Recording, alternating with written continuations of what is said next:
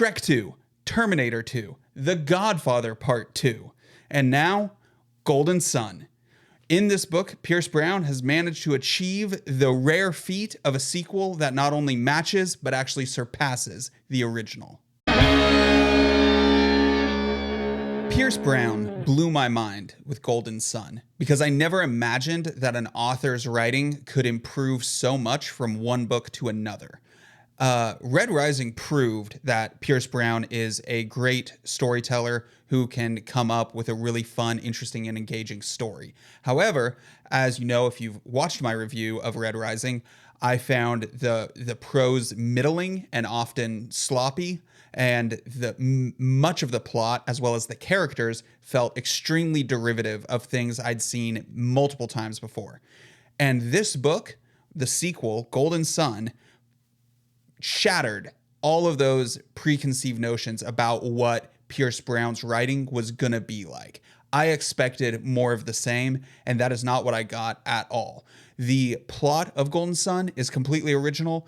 All of the characters, every single character that's brought back from the original gets 1, 2, or 3 new layers of depth added that make them feel like their own person, that make them feel real. And many of these characters undergo significant growth, both for good and for bad. And that's excellent.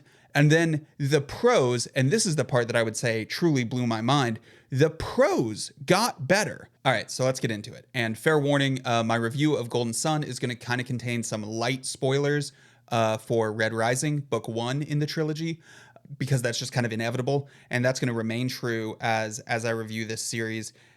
It's inevitable that by trying to summarize the plot of a sequel, I'm going to kind of implicitly give some things away about previous installments in the series. Golden Sun picks up in the prologue immediately where Red Rising left off, and then the heart of the story picks up sometime after the end of Red Rising. So Red Rising ends with Darrow having won the Institute, the battle royale-like Hunger Games type competition between all of these students who are part of the highest color class of the society, the Golds. And Darrow's whole personal mission is to liberate his people, the Reds, and the other oppressed colors from the tyranny of the Golds. And to do that, he is infiltrating Gold society. Step 1 was competing in and winning the Institute. Now he's done that, and we're on to book 2. Golden Sun is not just going to be a new battle royale. In fact, Golden Sun is going to be a completely different type of story. Golden Sun is the story of how Darrow tries to figure out how he is going to turn his success and achievements within the Golden Society, the bit of fame he's achieved and the recognition, how is he going to leverage that into a solar system, into fomenting a solar system-wide rebellion to overthrow the Golds and free the oppressed colors.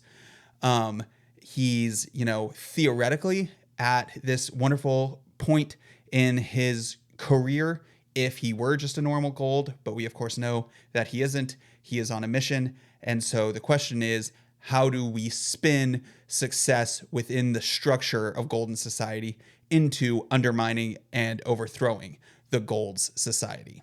That problem, that question, how do you get from A to B, forces Darrow to ask a lot of really hard questions. One of the biggest, most glaring questions is, how do I fight? How do I wage a war of liberation against the Golds when the Golds use as their soldiers the oppressed, enslaved classes, the very people Darrow is trying to liberate? He has to fight against in order to free them. And that's obviously kind of a catch-22. Like, how many enslaved people can you kill in the process of freeing enslaved people before you're kind of the bad guy? So my review, let's start with the good. The plot is original and complex. When the day comes that they make the Red Rising series into movies, Golden Sun is not going to be able to be one movie. Golden Sun is going to have to be multiple movies if they want to cover all the events contained in this book. It's a Pandora's box. Once you get into reading it, you're like, well, anything could happen, and I know there's a whole nother book after this, so I have no idea where this book is headed or when it will end or what the end point even is, which is perfect because that's exactly how Darrow feels. Darrow has no idea how to get where he knows he wants to go. He has no idea how long it's going to take or if he'll live to see it. And he has no idea what success looks like for his mission and his goal of freeing the Reds. All that to say, the plot is definitely a strong point of Golden Sun. Another thing I would chalk up to the good side of my review is Pierce Brown's use of dialect, which I know that I criticized in my review of Red Rising, and I will do it again here. Some of Pierce Brown's world building leaves a bit to be desired in my mind. However, he does some fun things with dialect that I really enjoy. He does a good job of using dialect to separate out the classes and the colors. He also uses dialect to display connections between people. Specifically, Severo and his father have a lot of shared mannerisms that are portrayed through, their speech. And I think that's cool. And it's something that you really makes the world feel real. Another thing I really like about Golden Sun is that I think Pierce Brown doesn't shy away from the gravity of the action, adventure, war story. For instance, something that weighs very heavily on Darrow throughout this book is that when he asks his friends and to follow him into battle, he is risking their lives. And Brown does not shy away from making Darrow pay that high price. In a lot of stories, you know that your core cast of characters is safe. That is not the case with Golden Sun.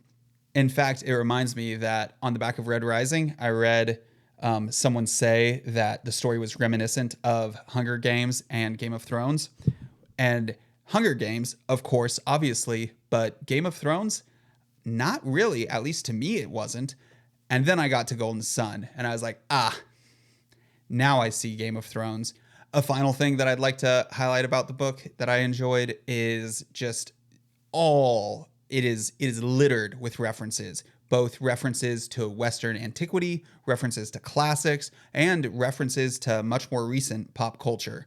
For example, there is a moment in Golden Sun where Darrow says to a captain, "Never tell him the odds," or "Never tell me the odds." And anyway, it is a direct quote, if not paraphrase, of Han Solo in Star Wars.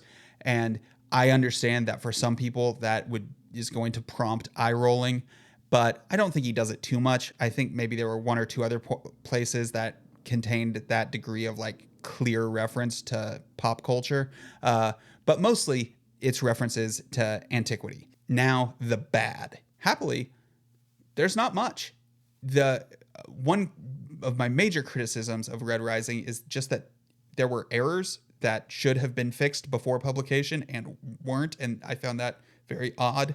I'm happy to say that's drastically reduced, but there are still errors. My only substantive complaint about Golden Sun is that there is a moment during a crucial battle where Darrow identifies a threat.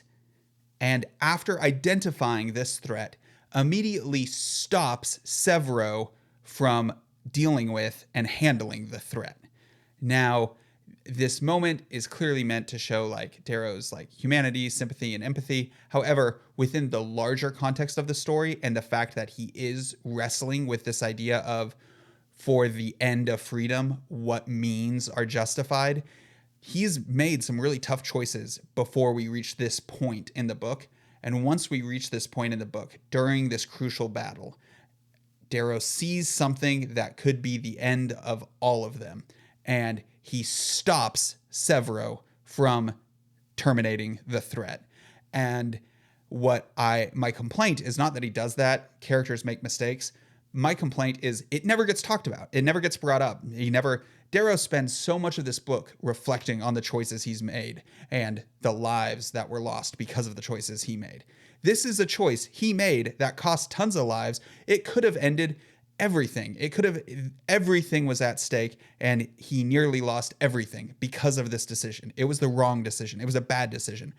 But he doesn't once reflect on it. It never gets mentioned again. And not even Severo doesn't bring it up. No one brings it up. No one says, hey, you realize you pretty much nearly caused the end of all of us.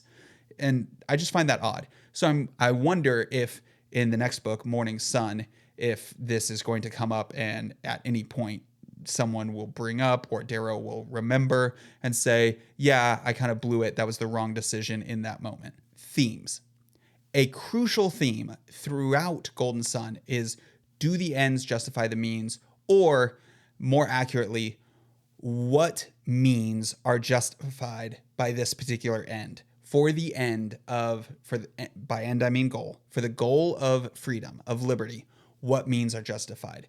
Is total war justified, as in war with no holds barred, kill civilians, starve people, do anything so long as you win? Or is less than total war justified? If less than total war is justified, where do we draw the lines? The family versus freedom theme from the first book is continued in Golden Sun a little bit, but now that we're deep into Darrow is committed to fighting for freedom, the choice was kind of made for him. Now the theme isn't so much, is it worth it? It's more, did Io do the right thing by making the choices that forced Darrow into this position where he has to fight to free the oppressed Reds? Did she make a mistake? And even if she didn't make a mistake, was she justified in doing what she did given the cost? Finally, a huge theme, a core theme, is trust. You need to be incredibly careful who you trust in this life, especially when the stakes are as high as they are in this world. When the stakes are life, death, freedom, slavery, you have to be careful who you trust. At the same time, you do have to trust. And failing to trust others causes people to stop trusting you. So how do you strike the balance? That's something, especially in the early half of the book, Darrow is working really hard to navigate, is who do I trust and who do I have to trust? Because frankly, if I don't, I am going to lose them and I need them. So who is this book for? Anyone who enjoyed Red Rising. Golden Sun, in every way, is a better book than Red Rising. And so if you liked Red Rising, you're going to be absolutely delighted by Golden Sun. Golden Sun and the Red Rising trilogy and the Red Rising saga is for anyone looking for a new series with interesting characters that they can kind of dig their teeth into and a new world that they can explore and live in for a bit, especially if you either like sci-fi or like fantasy, or like sci-fi and fantasy and are fascinated by Western antiquity. You could have a lot of fun with this. So my rating is 8 out of 10 bicorns. I think Golden Sun is a very good book. I think it's a sequel that outpasses the original in every category. I think that Pierce Brown has absolutely proven to me that he is a very talented author who has more than just great ideas for story. He also has the talent, the skill to craft that story in a beautiful and compelling way. At the same time, you know, it's not a perfect book. It's not a perfect 10 out of 10. Like I said, I think some of the pop culture references might be a bit much for some people. As I mentioned in my review of Red Rising, I do find the world building a little unsatisfying. The idea that thousands of years from now, thousands of years in the future, will suddenly just model all of their naming conventions and their entire society on ancient Rome.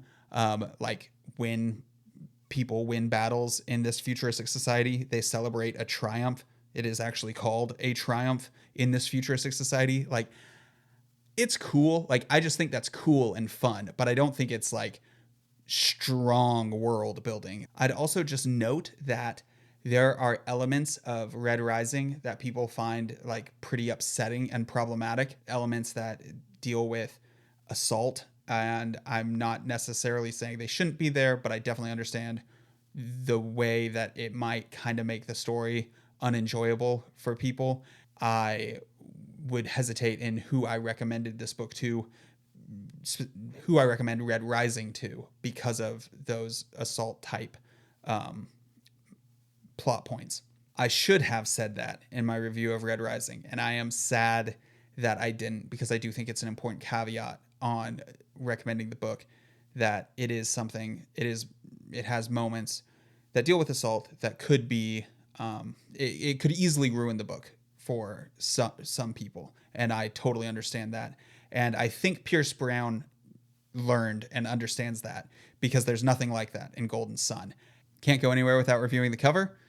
Once again, I enjoy this cover a lot. I think it's great. It's minimalist while still being very stylistic. It has the vertical title that I so enjoyed about the first one. The whole series does. I think that's cool. I think they committed to having a thing. You're still left to imagine everything. This is just a fun and provocative cover. The busyness of New York Times bestseller and a quote praising it, I don't like. I don't like using the cover of the book for marketing materials. A really well-designed cover is great marketing. It will inspire people to pick up the book. And then you can put all this busyness on the back or on the inside of the book jacket. What are we doing? Thank you so much for watching this video. I will be doing a review of Morning Sun in the near future. So if you're interested in that, please consider subscribing. And if you enjoyed this video, please throw it a like, because while the AI decides what we all see on YouTube, it lets us vote.